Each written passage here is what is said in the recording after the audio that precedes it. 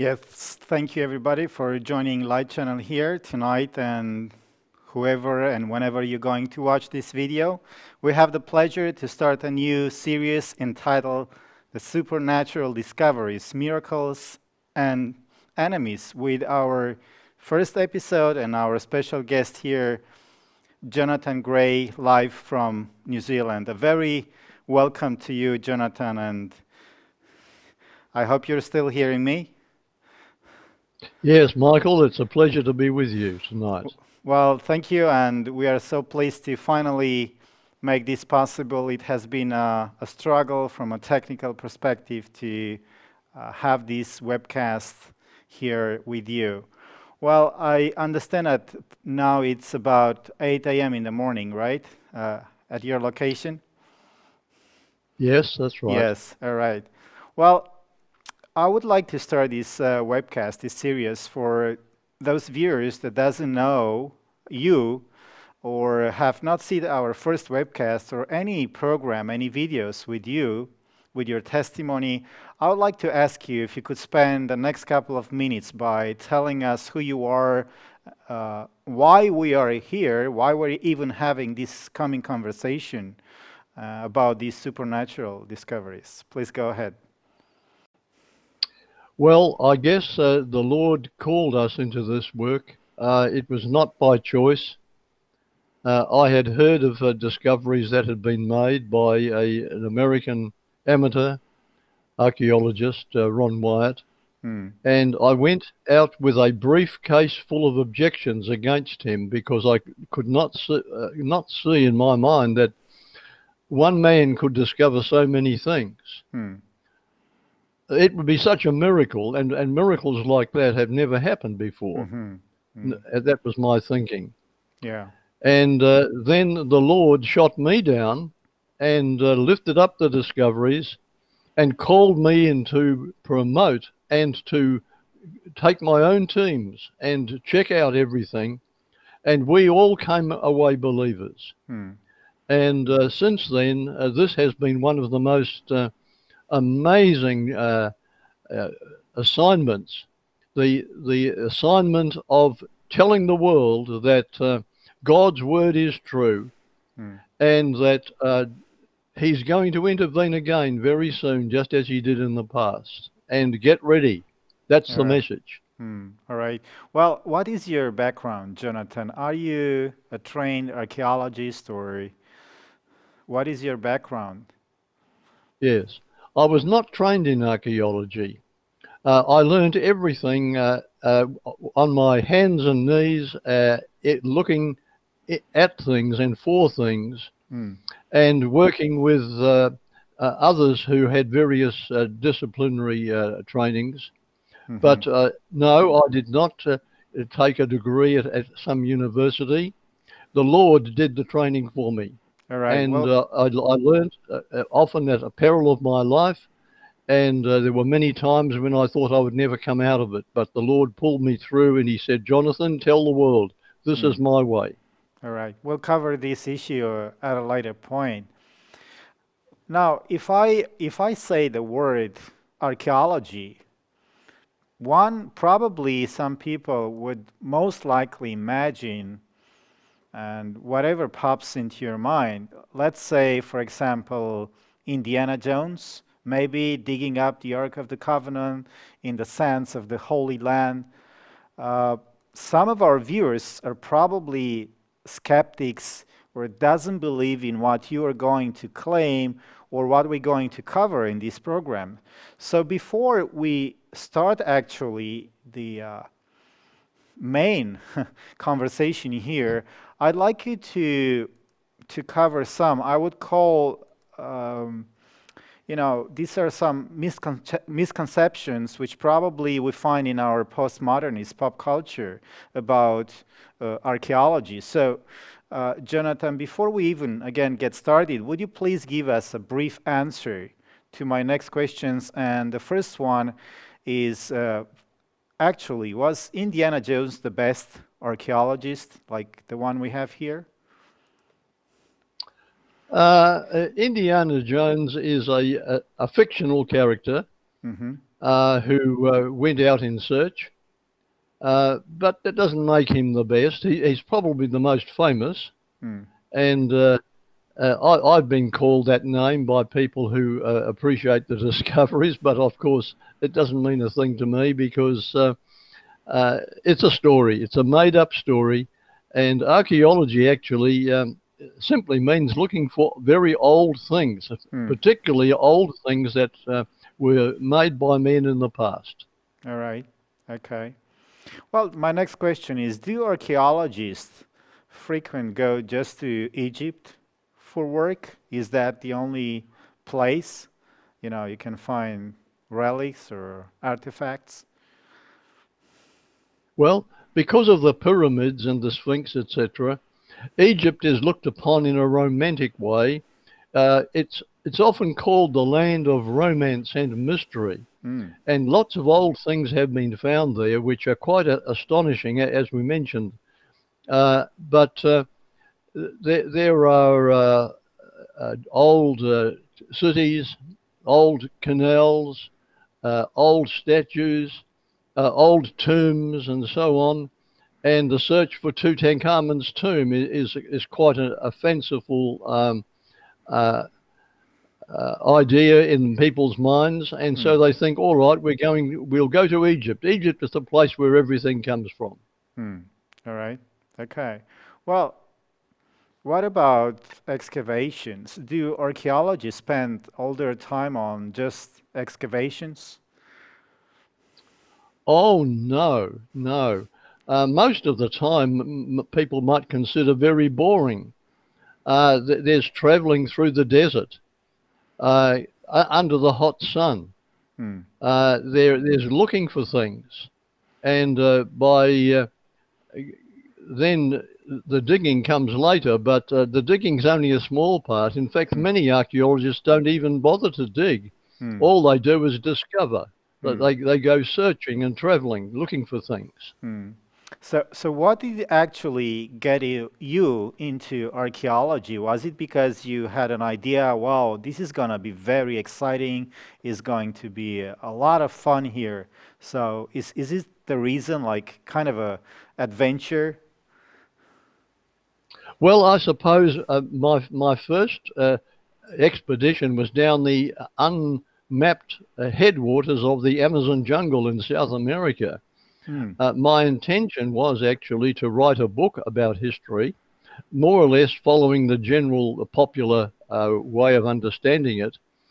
But then when I got down, I did go down into the Amazon where people were killing each other Hmm. with poison darts and blowpipes. And I wore a bulletproof vest to protect myself. And I found things down there which I never imagined, which overthrew the popular view of history.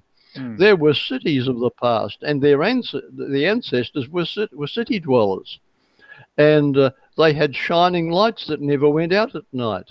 Hmm. And now their descendants are just primitive people who are killing each other in a uh, very cruel way. And I began to say, hey, wait a minute, history is not the way it's been taught to us in school. Hmm. Things were better in the past, and now they've degraded. And Hmm. that's what I found in the jungle. Hmm. So I decided to go around the world and search out evidence for a pattern. And wherever I went, I found a pattern that man actually was very high technologically in the past, and then Hmm. that degenerated Hmm. because of man made or natural disasters. All right. Well, as I understand, some people are still believing, or people believes that some archaeologists are basically tomb raiders. What is your comment on this?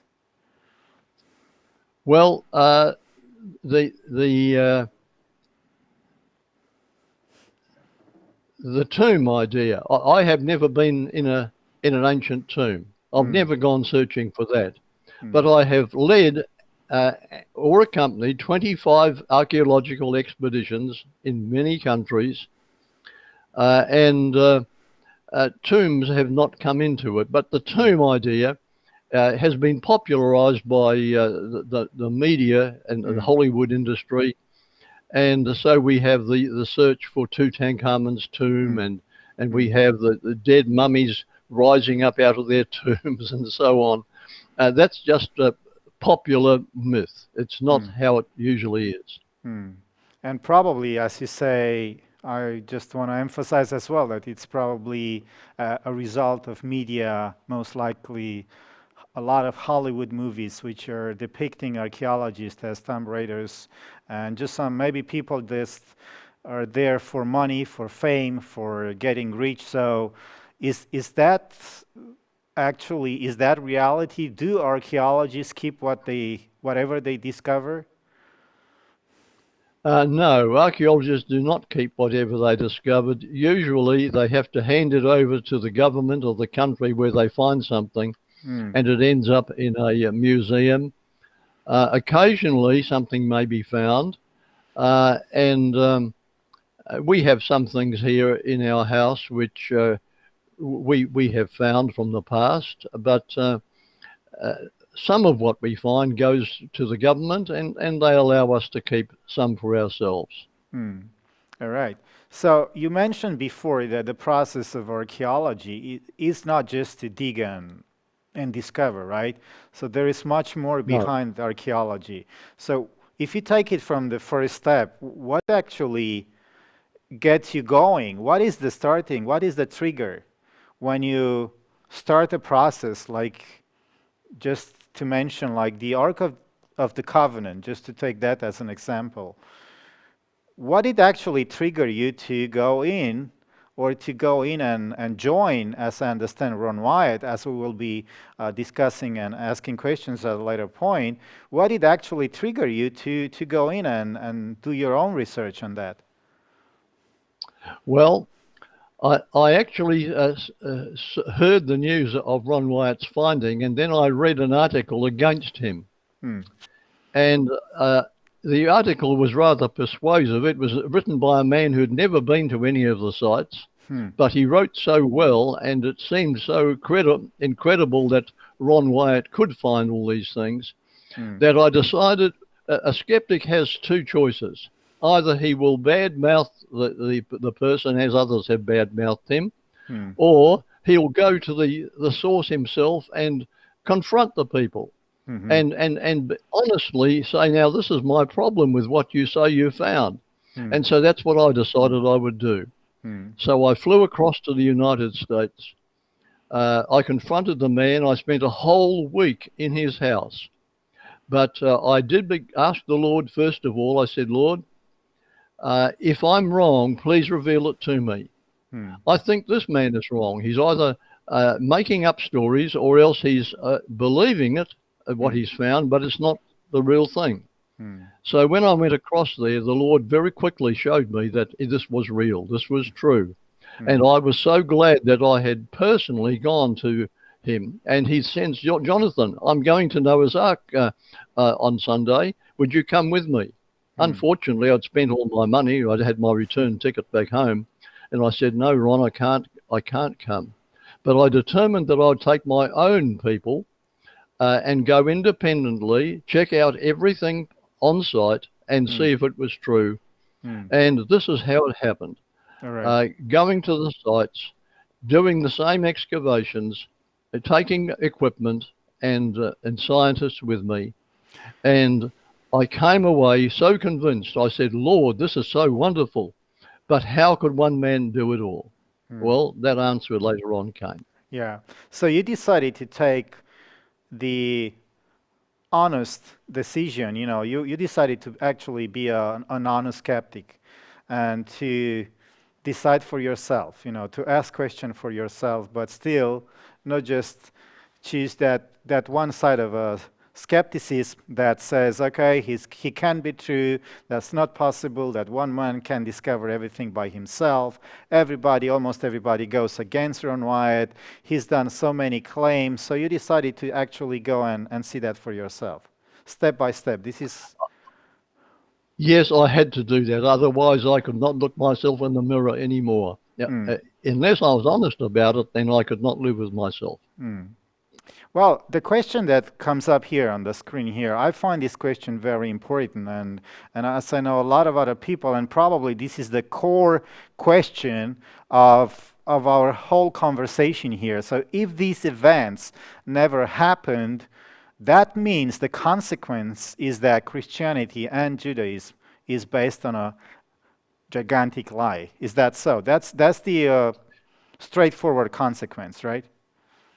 Yes, that is the consequence. Hmm. And it's either true or it's false. And if Hmm. these events never happen, it's a big scary story. Hmm. So we are operating here with absolute truth. That's the thing, right?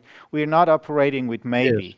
Okay, so even if it's archaeology, even if sometimes it's almost impossible to date something very precise, which this is the case in archaeology, you're trying to base your dating on all the information, scientific data that you can gather from that specific discovery, right?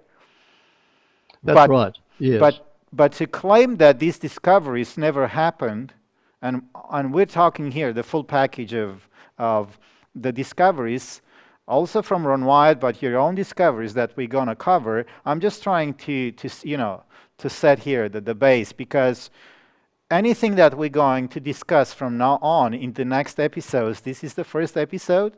We're just kind of introducing these amazing discoveries. So everything we're going to discuss from now on, if this is never happened, what you're going to claim and actually what you're going to show, then everything falls apart. And it's not just you, it's not just your books. We're talking about the whole history of Judaism and Christianity here. This is what it has stake. Am I far? absolutely right. Mm, all right. Yes, Okay. absolutely true. Hmm. Well, let me start with an article that came out here in October 1999 in one known magazine that's from Israel, Haaretz. And this person will have his name in a few seconds. I think, or I forgot to put his name. This is what archaeologists have learned from their excavation in the land of Israel.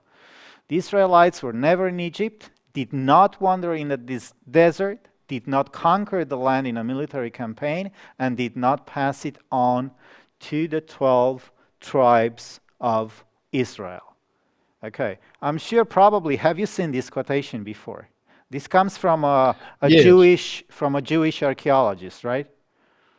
yes, I'm familiar with such a claim. Hmm. Okay. So what he's claiming here is that everything that actually has been discovered in the land of Israel for the last I don't know how many years, it's actually proving the Israelites were never in Egypt. Okay, that goes totally contrary to the Bible and your discoveries, Ron Wyatt's discoveries, and other people's discoveries, right? Yes. Hmm. Well, he's talking about discoveries in the land of Israel. Now, Israel is just Israel. Hmm. Israel is not Egypt. Hmm. But discoveries in the land of Egypt prove that the Israelites were there. Hmm. Discoveries in the southern deserts, south of Israel and east of Egypt, such as the Sinai Peninsula and Saudi Arabia and southern Jordan. Hmm. They're right there with all the evidence, and this is where we have been scouring. Wherever there is any possibility of something, we've gone looking, and sometimes we've gone up a dead end. Other times, bingo, Hmm. it's been found. Hmm. Yes, this man who wrote this in an Israeli magazine, if we're talking about a gigantic lie, it's coming from him. All right. Okay, thank you. Well, now we're going to dive into our subject because I believe that I have received the information and the data I have received for you. I believe that there are some of the most important archaeological reports on this side of human history. This is my belief, and this is what we're going to do. In the next episodes, we're going to transfer this amount of data to our viewers because we believe these are so important, especially for the time we live in. Thousands of papers, pages, site reports that you have exposed, lab reports. You have a lot of letters, you have pictures, artifacts, email communication, and so on. So I believe that apart from the origin of life, the biggest discovery that have been done exactly during these years that you've been part of these discoveries. So to get closer to our conversation, and my next question to you here is the case against the Exodus so strong that even some religious leaders are labeling it as a historical fiction, and just to rephrase this question, is it so dangerous for, for humanity today to accept that the Bible is true? Actually, Israel was in Egypt, the Israelites were in Egypt, that there is a strong agenda, there is a strong, I don't know what to call it, going against these discoveries, because this is what is at stake here. It's not just you, Jonathan, it's not just Ron Wyatt. You're actually up against something much bigger than some archaeological discoveries. Is that something you can comment on? Yes, I can. Now, the objections against the discoveries are there's many reasons why these objections come up. One is that people have gone looking for the remains of Pharaoh's army in the Gulf of Suez, arm of the Red Sea. The Bible says they went through the Red Sea, but there's two arms to the Red Sea, the Gulf of Suez, which is very shallow, and the Gulf of Aqaba, which is very deep. Now, the Gulf of Suez is inside the territory controlled by Egypt, and the Gulf of Aqaba is between that territory and Saudi Arabia. Now, they've gone diving in the Suez, but the Bible doesn't say the Suez. They were totally out of Egyptian control, and the Suez has always been in Egyptian control, both sides of it, both in ancient times and now. They had to get out of Egyptian territory to cross into safety. And they found nothing in the Gulf of Suez. Well, they were looking in the wrong place. The Gulf of Aqaba is the proper place, and we've found evidence there. That's typical of the objectors. They don't read properly, and they then base their lack of evidence on the fact that they've looked in the wrong place. Well, again, what is the stakes here? The stakes of this question are extremely high because today's world is so connected to the Bible. In fact, I believe that the Bible may have been the greatest single influence to shape Western civilization. Because as history is telling us that for more than 1500 years, a great part of the world accepted the truth of the biblical accounts, but presently these accounts form the foundation of faith for hundreds of millions still of Christians and Jewish worldwide, right? So if these events never happened, again, I just want to re-emphasize this. If these events that we're going to cover, a lot of them probably not one by one, because we're talking about hundreds of discoveries, right? That you did and Ron Wyatt. And that will take probably hundreds of hours. But if these discoveries are fake, you made them up, or Ron Wyatt made them up, right? Okay. This is again, this is not you, this is not just you or Ron Wyatt or whatever you did to fake these discoveries. Let's say that's what the critics are claiming. But we're talking here that at stake is Christianity and Judaism, right? Again, that's what yes. Yeah, okay. Well, we're talking about a spiritual battle here between Christ and the enemy, Christ and Satan. And this is a fight to the death. And Satan pulls out all stops to try to discredit anything that God wants to reveal for his glory. That's what the issue is. We also know, Jonathan, and this is a fact, it's not just a political fact, it's a historical fact, is as we speak, there are so many tensions in the Middle East right now. And the world, because this is connected to the Bible narrative, some of it. The opposing camps in the world wars today can be defined in large measure by their views of what the Bible is and what it means. Is that a correct assumption? Absolutely correct. Well, when issues relating to biblical history comes up, isn't that so that these automatically qualify as controversial?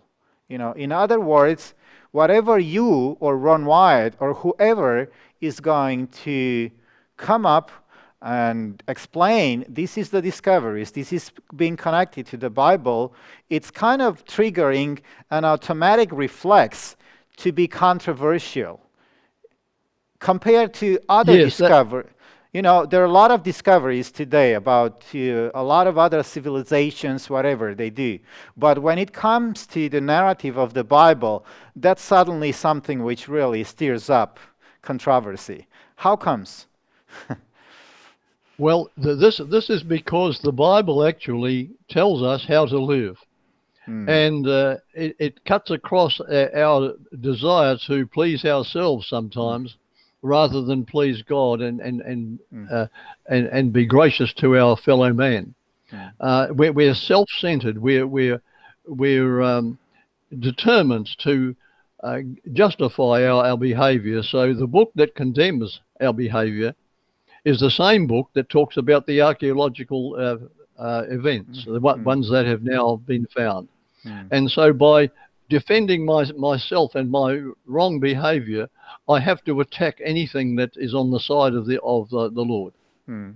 So, in other words, what you're also saying, as I understanding, is that this is actually the moral part, the moral demand that comes from the Bible, which claims to be the word of the only God, the only real God. This is actually the real controversy behind these discoveries. And it's not just the discoveries by themselves. Yes, that is true. You've summed it up very, very well, Michael.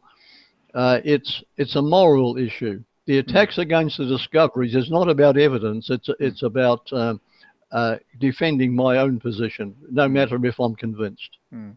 So the unveiling of new archaeological finds related to the Bible are met with this atmosphere of kind of explosive apprehension. And again, like Ron Wyatt, Noah's Ark, Sodom and Gomorrah, Ark of the Covenant, and so on and so on. So the story of the flood, for example, and Exodus has become particularly controversial, even if for more than 50 plus years, the vast majority of the world's most prominent archaeologists and historians have maintained that there is no hard evidence to support the Exodus story, right?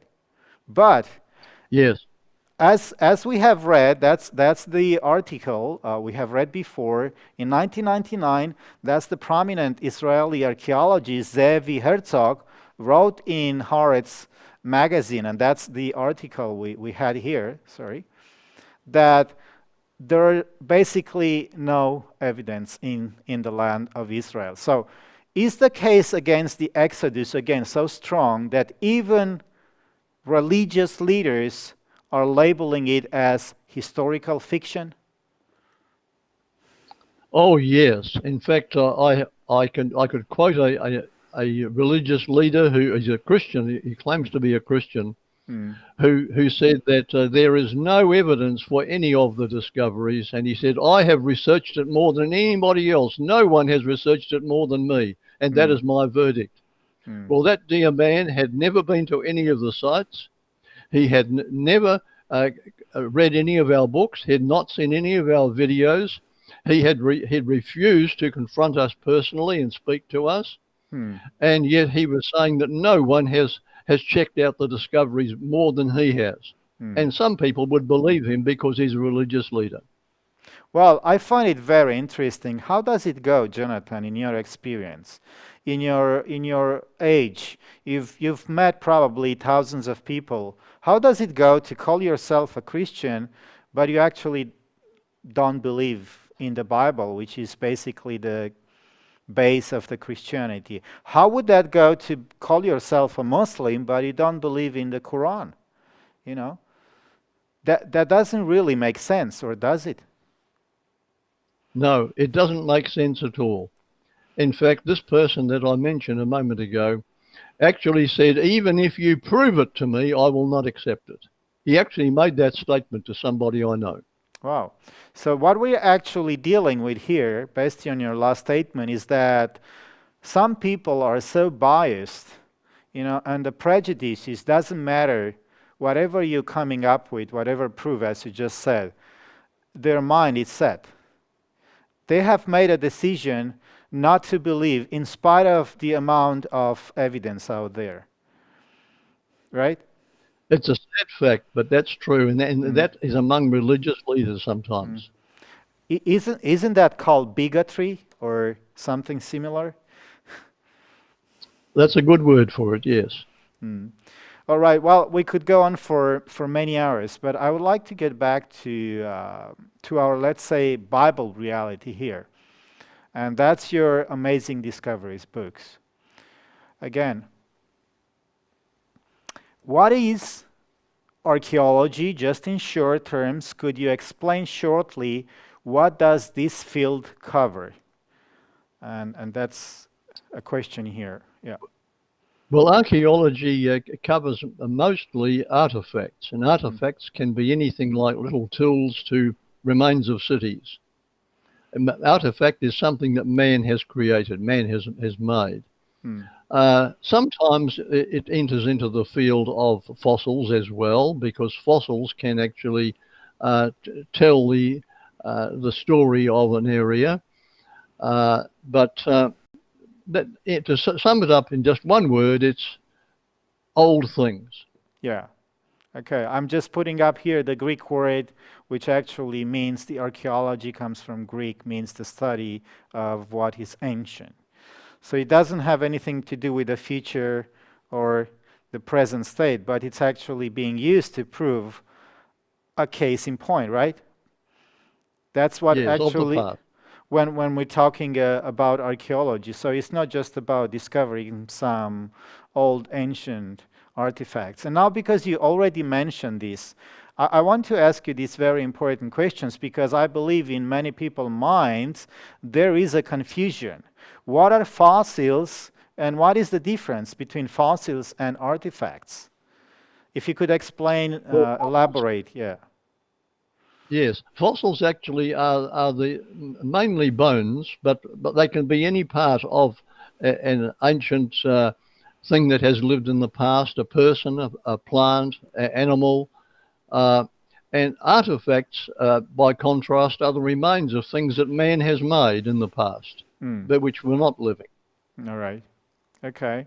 Well, that's very important. So, what is a site? Because, as I understand, as an archaeologist, you're first of all you need to define where to go in and dig or whatever do, right? So, what is the difference Yes. between a site and a dig, as it's stated here? Well, a site is a place that has to be investigated. That you Mm. go to a certain place and you say, "Oh, there should be something very, very interesting here from the past." Mm. Now, when you start digging, that's the difference. The Mm. difference is you pursue it and you start making holes in the ground looking for what you want. So how do you define where to go? How do you find a site important or interesting? Because I believe there is no real archaeologist that will start digging just randomly. I mean, there has to Oh, be that's right. some information, some background information, data that was actually triggering you to go to especially that site. Yes, that's correct. Let's go to Bosnia, for example, in Eastern Europe. For some time, people were digging around a hill, and they started uncovering stone and doorways in the Hmm. hill. Hmm. And so they investigated further and found that this was a decayed pyramid and it had been built by man. It was not a natural hill at all. And so digging started there. That's one aspect. Another one is where the sea has risen or the land has dropped and a road uh, starts out in the land and then continues under the sea. So what is it going to? Where's this old road going to? This is a road that's now been drowned. Hmm. And so there may be reports. Ancient writings, for example, will say that where these two rivers meet, there used to be a big city. Well, there's no city there now, so let's go exploring and see if we can find the remains of it. Things Hmm. like that. All right. Okay. So again, this is what you just explained right now. So you have reports of artifacts and fossils that have been discovered, and then next step will be, as stated here, you're gonna look on, uh, let's say, unusual land formation that could be ruins, right? Ancient civilization. Are you also considering when you go to a site to use any kind of scientific instrument like radars, sonars to look for whatever you're looking for? Yes, and one that comes to mind is the remains of Noah's Ark, for example. Uh, Inside the shape, the boat shape, there were found to be patterns of iron Hmm. which were registering. And these these irons that were registering were in straight lines and crossing each other at Hmm. regular intervals. And so this was a man-made object, even though it was now turned to stone. Wood does petrify and become stone, and so that that meant that there was further investigation warranted. And equipment that can be taken to a site can often help to pick up patterns, designs, and also various types of minerals or metals can be identified. Hmm. All right. Okay. What about excavation and uncovering items at a site? Well, that's just plain hard work. Uh, there's no romance in that. It's just really hard digging. You sweat away. You get hungry. You get thirsty, and you just keep on digging. And you may not find what you're looking for. Hmm. Sometimes you will find something, but most of the work is not easy. If once you start digging, that's the hard part. Okay. Okay. So my next question is that do you always have to get a permission to dig? Yes, if you're especially going to go searching in a high profile site that's very public, you will never be allowed to start doing anything without a permit. Hmm. Sometimes an archaeologist will go into a faraway place, out maybe out in the desert, and no one knows he's there, so he just does what he wants to do. But if he finds something, he will not be allowed to pursue that further without a permit. Hmm. All right. Okay. Is lab testing always necessary?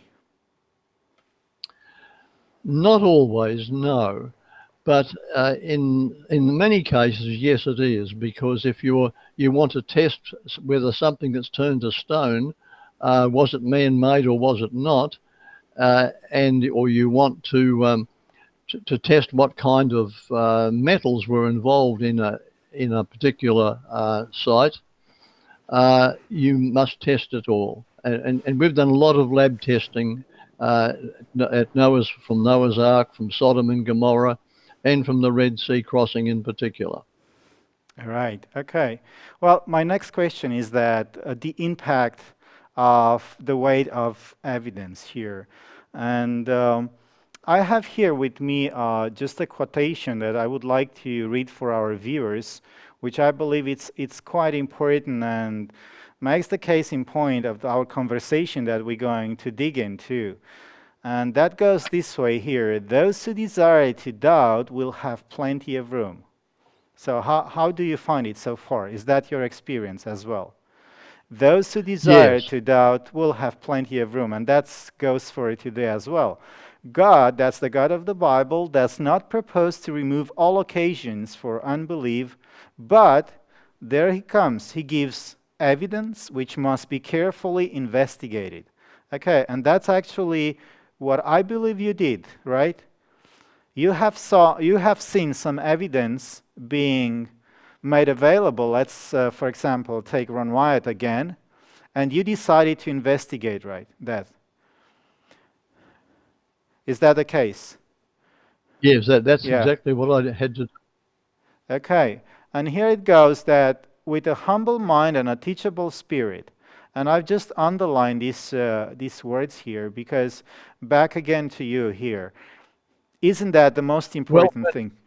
Yeah, go yes. ahead. When I flew from Australia to the United States to confront Ron Wyatt, I was met at the airport at Nashville, Tennessee, by his wife, Mary Nell. And because we'd been communicating by phone several times before I made this trip, Hmm. she said to me when I arrived, she said, Ron is waiting for you, but we've got some exciting things to show you. And I almost said to her, because I was prejudiced by the attacks against them, oh, Mary Nell, you and Ron might be nice people and you might genuinely think Hmm. what you found, but I'm going to prove to you that you're mistaken Hmm. because I have these objections which I think you cannot answer. Hmm. However, I had prayed to the Lord for several weeks before I made the trip, and I said, Lord, if you want me to know the truth, please confirm my belief or confirm what Ron is saying. Hmm. And, you know, within 10 minutes, actually, I was driven to this house, and Ron was actually in a house full of people showing them the video footage of Mount Sinai. And I prayed to the Lord. I said, Lord, tell me, is this true or is it not? Hmm. Within minutes, like a rush came to me. This is absolutely true. And then I knew that my objections would be only a formality. I'd have to go through them in any case to satisfy myself intellectually, but Hmm. I needed to see the evidence.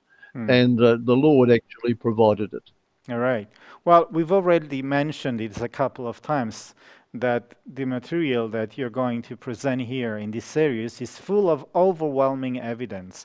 And as this quotation here goes on and says that a humble mind and a teachable spirit should decide from the weight of the evidence. Isn't that the most important thing? Just from the very beginning, we want to settle here the mindset. This is actually what I'm trying to do here, and I suppose that mostly our viewers have already guessed that. So we're trying to settle the mindset. We're not asking you, anybody here, to just take whatever you're gonna say as being just the evidence because you said so. But we're asking people to come here to these episodes with a humble spirit and a teachable spirit. Because God gives, it says here, sufficient evidence for the candid mind to believe.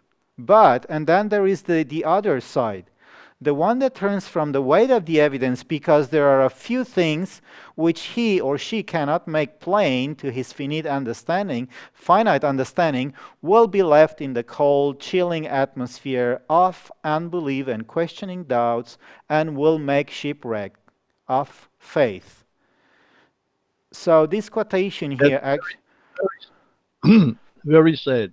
yeah, what I'm trying to link here is that first of all, we are addressing our Christian friends, our Christian community, and even Muslims, which are also related to the Old Testament as well. But we're trying to link here that this evidence-based discoveries that we're going to present here, these are very linked to the very core of Christianity. So it's not something that we can just take apart and say, hey, that's actually something I can put in this box. Doesn't have anything to do with actually my faith in God or my beliefs or even my whatever doctrine I accept as being part of my faith. Is that a sound assessment? Yes, that's a good assessment. Mm. All right. Okay. Let's move on here, because as you have experienced, we even today we experience this is not the case. So my next question here: should the weight of the evidence available today should it have a changing impact on the mind of the receiver? Absolutely, it should. Yes. Mm. Okay. Now, some people might think that we are using reverse psychology here, but the matter of the fact is, as this prophetic writer, as we just read here, stated here, for more than 100 years ago, I just want to, for the last time here, before we go ahead here, that the evidence should be carefully investigated with a humble mind and a teachable spirit. And from what I know from about you, Jonathan, was this the spirit that you actually had in the first place when you actually decided for the first time to buy a plane ticket and actually travel all the way across the Pacific Ocean to meet Ron Wyatt? Yes, I was willing to know the truth. Hmm. Even if I was proved wrong in my prejudice, the truth to me was more important. Okay. So now we're going to get on to actually the real questions of these first episodes here. And this is actually a question which I understand also come from some of your critics, also comes from one of our viewers. And the question is, if these discoveries are for real, how come it has not come over national news or radio, TV, all around the world? Well, actually, it has been on the radio and TV all around the world. I could give example after example. Uh, for example, in England, I went on radio, and the radio broadcast it across to 40 million people. Hmm. Uh, I went on television in America, and television actually had me on for a short while, and they broadcast it too. Hmm. In Australia, New Zealand, India, uh, Israel. The Israeli television actually made one announcement about the Ark of the Covenant, and that was on television. Hmm. But you can read something, you can hear something on the news, and if you go down the street after that, you ask 100 people, did they know that piece of news? Most people will say, "Oh no, it's not been on the news." Hmm. Hmm. Yeah, well, we have so many channels today, so, and even if we have the news actually at our fingertips, you can within seconds, you know, I suppose Yes. on a smartphone you can have access to the news. I guess the real question is how do you decide which one is the real news and which one is fake news? Who is going to decide that for us? But that's a totally different conversation. Well, many famous and professional archaeologists have been searching for these things for many years. That's a fact. How come and why have these things not been found before? That's that's the next question. Yes. Well, because the time had not yet come, God had his hand on it. Mm, Today is the age of skepticism. mm, This is the time when, more than any time in history, uh, people are skeptical.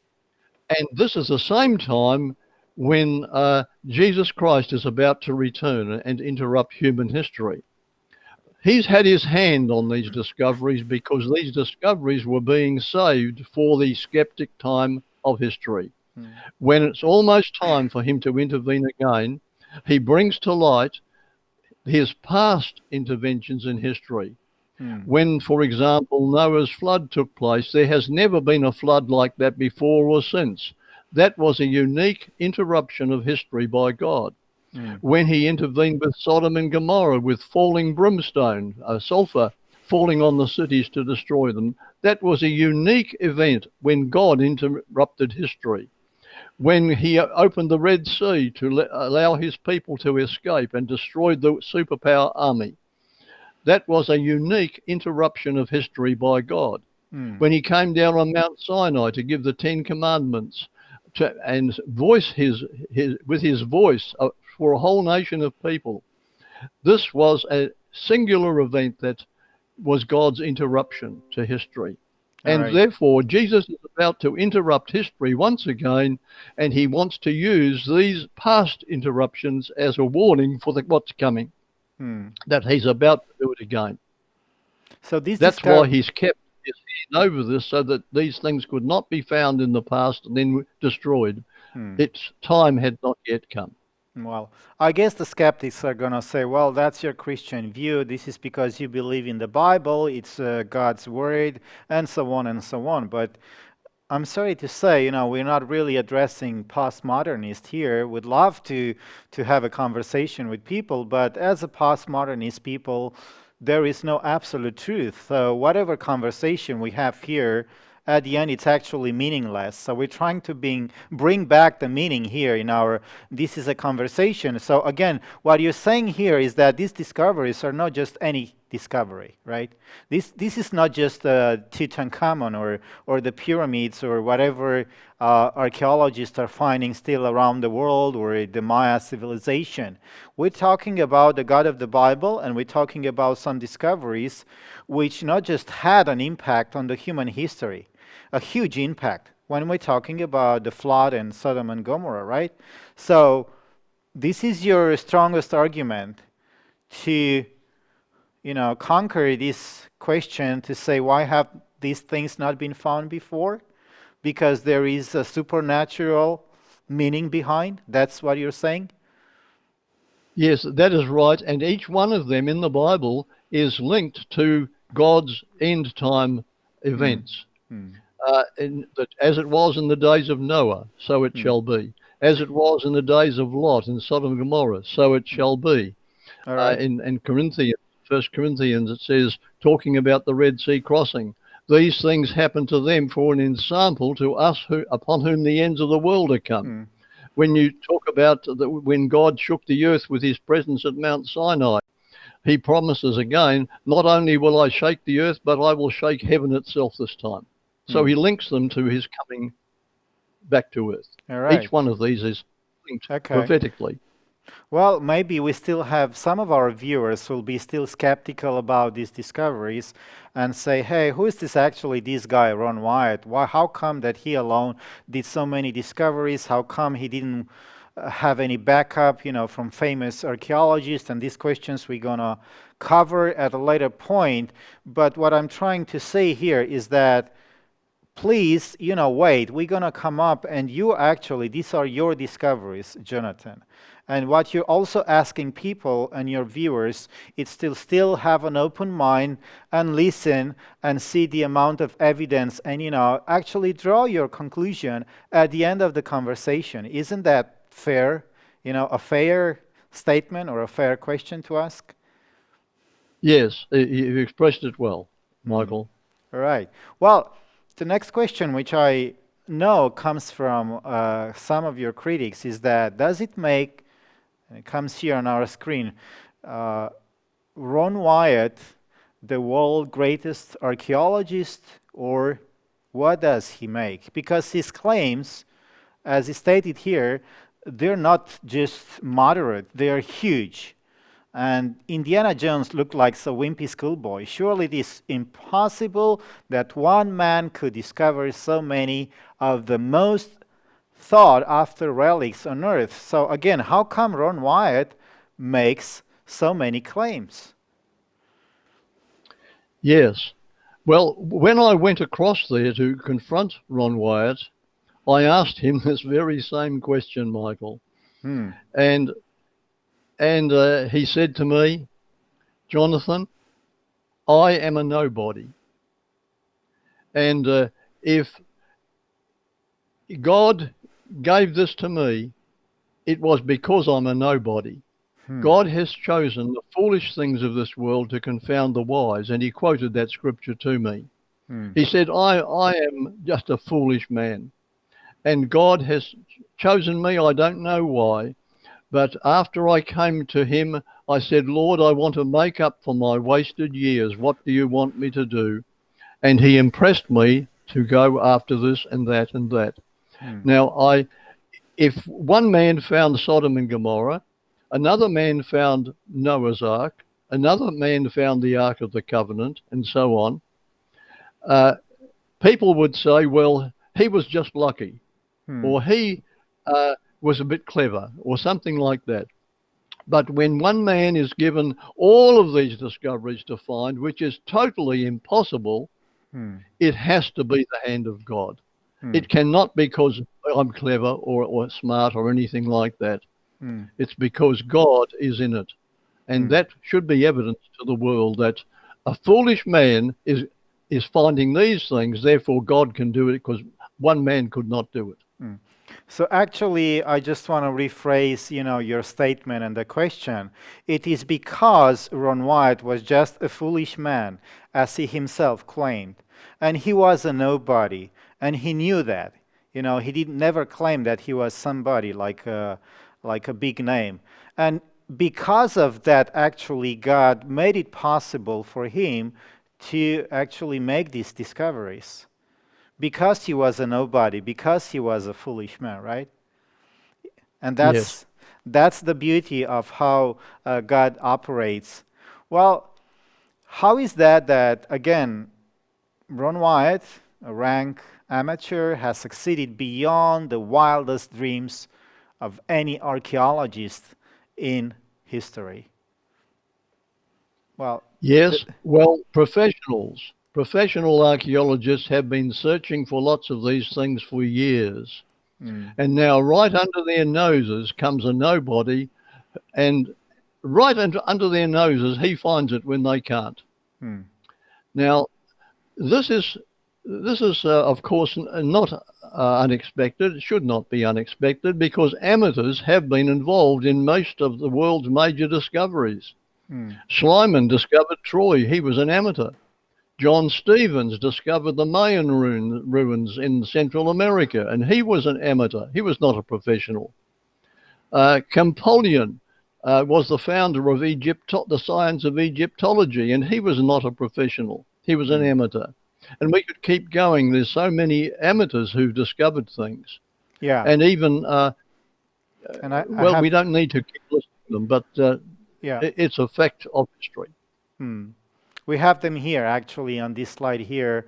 That's you already mentioned Sleeman and Lloyd Stephens, and then you have the Champollion, the person got Egyptology going, July 29, 1997, and so on. And there are many others which actually made famous discoveries. So this is not really something that we should take into consideration because you, Jonathan Gray, don't have a degree in archaeology, or Ron Wyatt, or whoever actually make claims as these other people which eventually became famous when, let's say, a wider academia recognized their discoveries. Is that a correct assumption? When they finally got Yes. recognition, they suddenly, were accepted. So let's say if our history will continue for maybe, I don't know, 50 years, 100 years, that's not really what the end time perspective looks like today. But if from 50 to 100 years from now, would you believe that you would be recognized or Ron Wyatt's discoveries? Well, I'll say this. About 20 years ago, the skeptics said, give it a little bit of time and it'll all be discredited. Hmm. Just another 5 or 10 years or so, uh, people will find out that you're telling lies, that you Hmm. didn't find these things at all. Yeah. The truth is that just in these 20 years, many more people have gone out to prove or disprove our claims, and they're proving them. They're Hmm. finding more evidence which backs up and confirms everything we've been claiming. Hmm. Well, So Jonathan. Yeah. the time is not destroying the discovery Hmm. claims. It's making the claims stronger by Hmm. more evidence. Okay, so this is a positive factor. Actually, time is not a negative factor, not destroying, but actually proving. Well, you mentioned in an answer in a couple of questions ago something which I would like to rephrase, and I would like to call it a miracle factor. Because again, here we're having discoveries in archaeology and claims that you're doing and Ron Wyatt, which are bringing in the what I call the miracle factor. It's related to God, and this is where most likely the majority of people in the academic world And skeptics, they will call it this is a scientific impossibility. Is that actually why these discoveries, your discoveries and claims are being rejected? Because in the scientific community, the miracle factor is not being accepted. Is that your experience?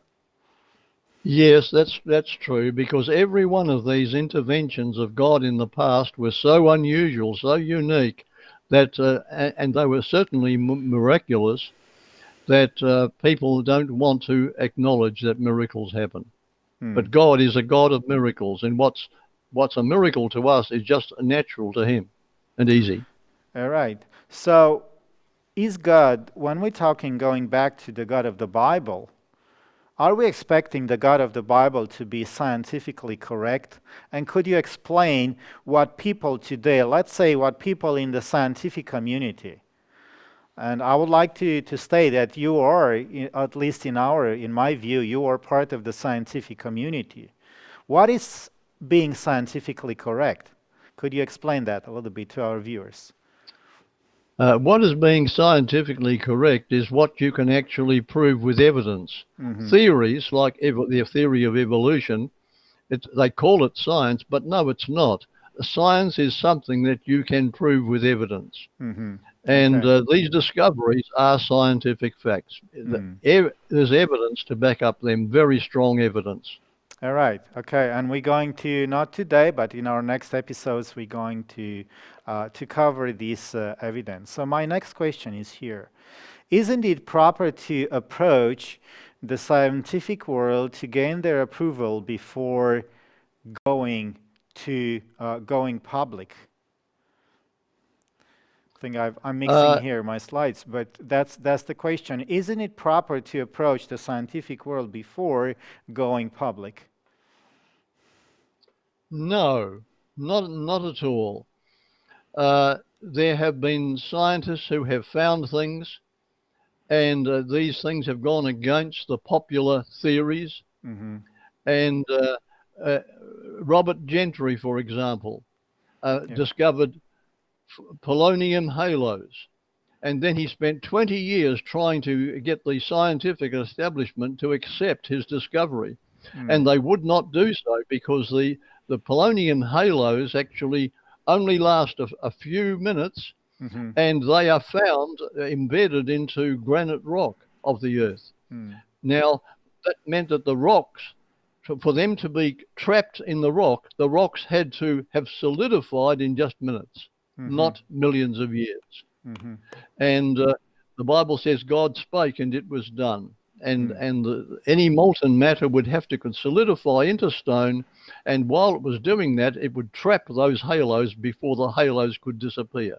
Mm. And those halos are all across the earth in the granite foundation rocks of the earth. Mm-hmm. And this proved that the earth formed in minutes at the most, not millions of years. And that's why Mm-hmm. the scientific world didn't want to accept it. Mm-hmm. So he battled and battled against them, and they would not accept it, so he went public himself. Mm. Yeah. So it would have been much better had he gone public in the beginning to everyone in the world without having to wait for the Mm. scientists who hated him to Mm. accept it. So this is not something new, the skepticism which was being shown, the criticism and everything that went against you and Ron Wyatt discovers, this is not something new. Because what you're doing here, you're actually going to, let's say, the public bias or the majority bias today. There is this bias, as you just mentioned, which was against Robert Gentry when he discovered the polonium halos, because it actually totally disprove the Big Bang theory or even the evolution theory, right? And Yes. this is the common so-called science today. This is what is still being taught around the world today in the majority of the countries today as being pure science, and everything that goes against the evolution theory, that's actually not science, that's speculation, and this is actually you're falling, at least according to the critics, you're falling into the same category. Isn't that the case? You're actually Oh, going, yes. yeah, yeah, please go ahead. That's what Yep. they would say. You're going against a majority mindset, a bias which is already has already been made. It's like many people have already taken the decision that the Bible is not true. As you said in the beginning, no matter the evidence, I would never believe the Bible is true, right? So That's right. it's not a matter of lack of evidence. That's actually what I'm trying to tell here. It's not the lack of evidence, right? No, No. Okay. it's actually it's not a lack of evidence. It's the presence of prejudice, and Hmm. people are afraid to be honest with the facts because they've got to change their mind. Hmm. Okay. Well, that could be dangerous to actually change their mind, change your mind. But well, the last question I have here for you tonight is the about Jesus, because either you believe in the Bible or not, I would say that even the scientific community today accepts that Jesus was a real historical person. And we as Christians, we actually are basing not just our beliefs, but our salvation on Jesus Christ. So our example is Jesus. So taking his example, I want to ask you this last question. Did Jesus, when he was on earth, receive the world's approval? Have his claims received the approval of his establishment at that point in history? No, and even from his birth onward, the announcement was not made uh, to the established leaders, the Hmm. Sanhedrin Hmm. of the country. It was made to humble shepherds. And Jesus followed that same pattern in his speaking publicly. He didn't go to the church leaders to ask approval to Hmm. present his messages. Uh, in fact, he's already given to the prophet Isaiah the stipulation that the leaders of the people cause them to err. So Jesus went and gave the straight message, and this is what led eventually to the rejection of the leaders and the desire to crucify him. Hmm. But Jesus set us an example to follow also. Don't go to the world for their approval. Give the message I give to you. All right. Give it to the public. Okay. Well, Jonathan, thank you very much for being part of this first episode, and we're looking forward to have you on the next episodes here, which will be announced on our Facebook page, on our website. As you are stating in your coming book, the discoveries, miracles, and enemies. And each one of these events that we're going to cover was a unique intervention in history and in prophecy. Each is specifically linked to the return of Jesus Christ to take over this world. So this is not just archaeology, not just history, but prophecy fulfilling before our own eyes. Isn't that this your experience as well? Yes, it certainly is. You cannot separate these archaeological finds from what's coming, history. They're linked together. And Hmm. these are omens and guarantees that the next event is coming. Yes, all right. Well, thank you again, Jonathan, for being with us, and thank you, everybody. Stay tuned. Follow our Facebook page and website for upcoming programs with Jonathan and other exciting programs and issues that will have an impact on your life. And as always, remember your mind is the end target. Thank you.